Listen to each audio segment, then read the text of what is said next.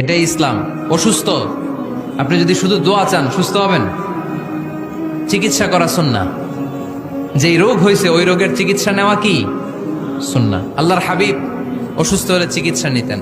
হাতে একবার বিচ্ছু কামড় দিল আল্লাহর হাবিবের আঙ্গুলে, তিনি রেগে গেলেন, ব্যথা পেলেন, আর বিচ্ছুরে বললেন, আরে বিচ্ছু, মানুষও চিনোস না, নবীও চিনোস না, কোথায় কামড় দিতে হবে এটাও জানোস না।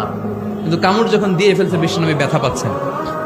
বিশ্বনবী সূরা ইখলাস পড়ে ফাতিহা পড়ে ফু দিতে লাগলেন, আর আম্মাজান আয়েশাকে বললেন লবণের পানি গরম দিয়ে ঢালতে থাকো। আম্মাজান আয়েশা লবণের পানি আনলেন। লবণের গরম পানির ভেতরে সোডিয়াম ক্লোরাইড আছে, ন্যাচারাল পেইন কিলার, ব্যথা নাশ করে।